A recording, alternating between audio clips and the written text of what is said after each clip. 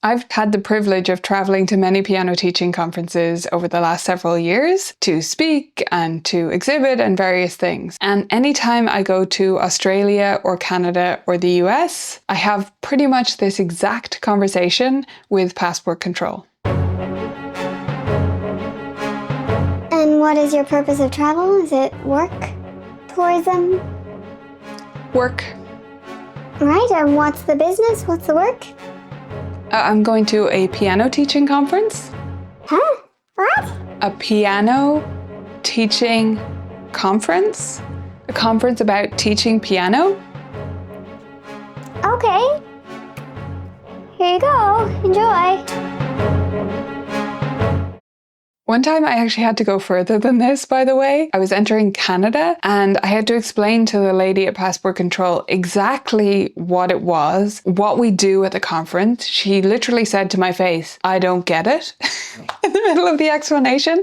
And I had to give her examples of the classes we might attend, the workshops we might do, what it was all about. It was a bizarre experience. I'm not really at all surprised or perturbed by any of these conversations though, to be honest. Maybe even you, a piano teacher or music teacher yourself, have very little idea what goes on at these conferences. So let me give you the inside scoop. When you're looking to attend some kind of music teacher training event, you have many choices. The first choice is the size of the event. So there's everything from small to medium to large. Small would be like a local workshop, often run by the local music teacher association, sometimes by a local exam board, or different people might run one independently, like I've done myself. And that will be a small event, maybe I would categorize it small as anywhere up to 80 attendees is kind of small, depending on where you are. You might consider that big, but something like that is going to be a smaller kind of event. And usually it has a defined focus, like it's a workshop about a specific topic or a few topics. Then you have state conferences in many states. So for example, the United States and also the provinces in Canada, a lot of them have their own state level conference. From what I've heard, those can range anywhere from like 50 to 200. I believe Texas and California ones are bigger, but those are kind of the outliers. And then after that, you have national, or let's say international. So you have the big ones that are in the US, or there's a European one or Australian ones that are on a bigger scale. And let's say those are somewhere from 200 to, a couple of thousand attendees. So what will you find at these types of conferences? Well, at the smaller ones, it'll be specific and you'll probably have a pretty good idea just from the description on the page. It'll normally be a specific presenter or a few presenters.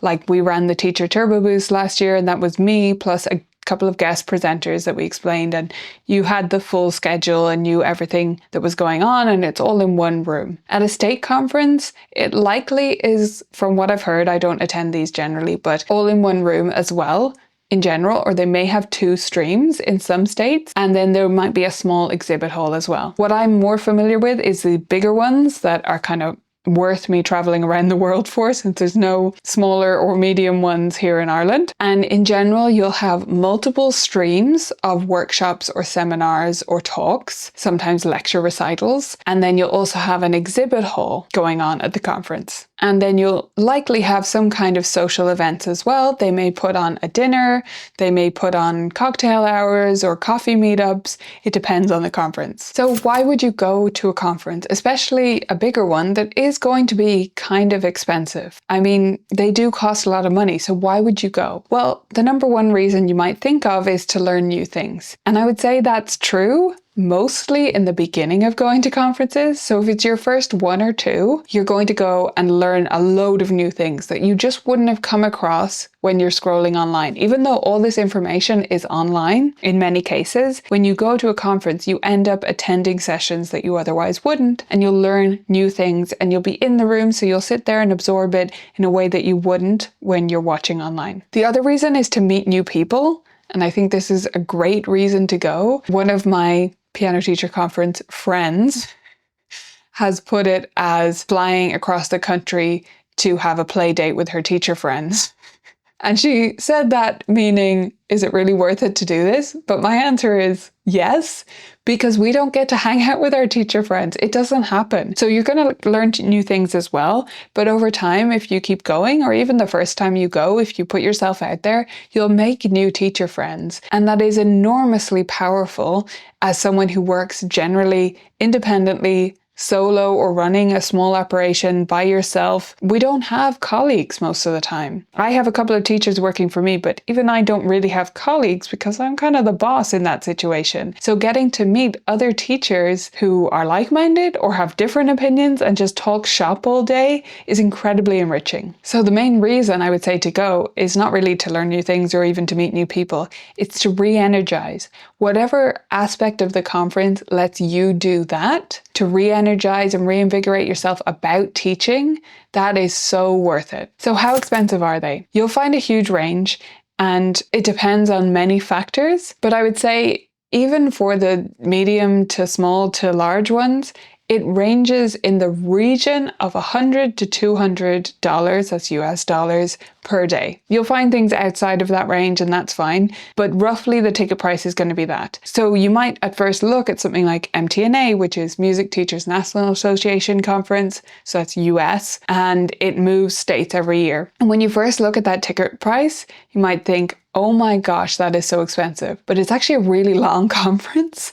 So when you look at it per day, it's still in that region. And most conferences are. That holds true for one-day workshops I've done, in person, of any type, really. It's been somewhere in that range. Now, here's the thing. The ticket price is actually not the biggest cost. And I hate to break that to you if you're new to this conference world and you're looking at that ticket and thinking, yikes, that's a lot of money, but I think I can swing it. I think you need to go into it with open eyes because that's not the biggest part of the cost. The biggest cost is accommodation. And depending on the conference, you may be able to take that cost down enormously, or you may not be able to take it down at all. So here's what I mean by that. MTNA moves, and depending on where it is, there might be another cheaper hotel next door, across the street, pretty close by. There might be Airbnbs in the area if it's like downtown in a city, but it might be somewhere where pretty much the only option is the conference hotel. At NCKP, it's at the same place every time, and I understand why they do that for the consistency. NCKP is National Conference on Keyboard Pedagogy. It's just outside Chicago in Illinois, and it is always in the same place. It's run by the Francis Clark Center. I understand why they keep it at the same hotel for the consistency and the reliability of that.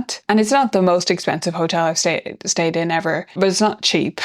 I'm going to be clear with you. And there's not much nearby. So you can definitely stay a little bit further away, but you probably want a car for that, given where it is. So just some considerations. But I'd say if you're looking to save money on attending a conference, the biggest place you can save money is the accommodation. And you can either do that by not staying at the conference hotel because it's normally quite expensive, or by sharing your room. Now you need to think about that and whether that's within your comfort zone. But if you're someone who wouldn't mind that, you can definitely post in one of the Facebook groups or in our own membership community and see if there's someone else who's going who'd like to share a room with you and get to know them a little bit beforehand. Or maybe you know someone from your local state organization, something like that, who's also going and you can share with them. I know many teachers who share a room every single time. They have their room buddy and they always stay with them, and I think that's lovely. I shared a room the first conference I went to, which was NCKP, or the first conference in the States, which was NCKP in 2017. I shared a room with 3 other people because at that hotel, there are 2 double beds in the room, and I was traveling with my friend. So I shared a bed with my friend, which doesn't bother me at all. And then we had 2 other ladies who agreed to be in a room with us and they shared a bed. That was a lot. I'm going to be clear. It wasn't my favorite thing to do, but it was how I could afford the conference at that stage of what I was doing, and also to be able to justify it to myself the first time I was attending it. That doesn't mean you have to do that the first time you attend a conference. If you want to just spend the money and have the comfort of your own room, I think that's valid too, and it definitely depends what stage of your life you're at. I mean, I was in my 20s, so it didn't faze me that much, but I definitely didn't sleep well. So there's different factors into how much you're going to get out of the conference as well. But you might be able to share a room with just one other person and maybe someone you already know, and that could take the cost down. Or as I say, stay somewhere else other than the conference hotel. Just keep in mind that if it's possible to stay at the conference hotel, I do think it's preferable. It helps the host to put on the conference consistently because for the hotel, they're going to need to meet a certain number of bookings. That's part of how the whole registration thing works. And so I do think if we can pay for that hotel, maybe we should, because we're kind of supporting the conference organizers there. But also the main reason is it's easier to casually meet people for dinner and for lunch and be able to duck back up to your room if you need some quiet time in the middle of the day. Now, you might be thinking, this all sounds great, but I keep finding out about these things from posts from people who are already at them when it's too late for me to attend. So how do I know what's happening and when? Well, I'm going to give you a brief list here, and then I'll tell you some places to keep in mind, because I can't give you all the dates for all conferences forever, right? But I'll give you the big ones. So for the US, MTNA is every year. It's mid-March every time, and it moves around. So for that one, you just follow MTNA on social media or look at their website. I like to just stay following their Instagram because then you'll just see the announcement. NCKP is every 2 years. So it's in the odd number years, like 25, 27, 29. It's the odd numbers. And that one is just outside Chicago every time. And it's towards the end of July, like around the 25th-ish, sometime around then, every time. That's the states. And then there's the local state ones, and you need to pay attention to your state organization. I'm not going to list those. For Canada, I don't know that there's a central Canadian one. Canadians, you can let me know in the comments. But one I can absolutely recommend to you, even if you're the other side of Canada and you want to attend a Canadian one, is APTA. That's Alberta Piano Teachers Association. So I was lucky enough to headline that in 2023. It was originally supposed to be in 2020. That's why I paused about the date there. So I get confused about when I actually did it. But in 2023, I got to headline that and it was amazing. But more than that, I'm not just like mentioning them because I'm associated with them in some way. It's because I love that organization. I think they're some of the best teachers on the planet. I really truly believe that. And I love their whole outlook. And Alberta Piano Teachers Association, it sounds like it's insular and it's going to be just for Albertans, but it is very much not. They are one of the most welcoming groups of piano teachers ever. So definitely worth a look, even if you're living somewhere else, whether it's elsewhere in Canada or maybe you're south of the border and you're in the US and actually you could make it up to Alberta quite easily. Definitely one to look out for you. And that one is every September, I believe. I think it's like the first or second, third week in September. I could be wrong. I think it moves slightly, but it's always in September as far as I'm aware. Elsewhere in the world, we have EPTA. So that's European Piano Teachers Association. And that one moves to a different European country every year. And the dates also move. So I can't give you any kind of reference on that. When I attended, it was in September. And I went to the one in Portugal. But it moves every year. There's one a year pretty much, and it could change when it is because it really depends on when suits that country's music teacher association, like EPTA branch in that country. And finally for now, and I know there are others, so we can keep listing them in the comments and make this a collective effort.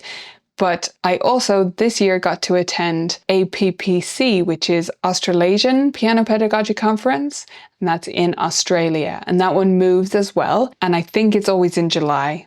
The one I've just been to was in July. It could move the timing slightly, but I think it's usually July because I think it's their winter break. That one moves. I believe the next one's going to be in Adelaide, but it's one to be aware of and keep an eye on their website or on their socials, or just kind of be connected with your local state in Australia, your local state association. Hopefully we'll mention that as well. And that one I think is every 2 years. It hasn't been on for several years because of COVID, but I think the aim is every 2 years in July. So I think it's even years for that one. Now, as I say, there will be a lot more outside of this. And certainly there's ones that we might do, which are on a smaller scale. So we've just done the Teacher Turbo Boost this July, and we did that in Cincinnati. As of right this moment, I can't say where it's going to be next or when it might be next, but that's one where you just keep an eye on what we're doing.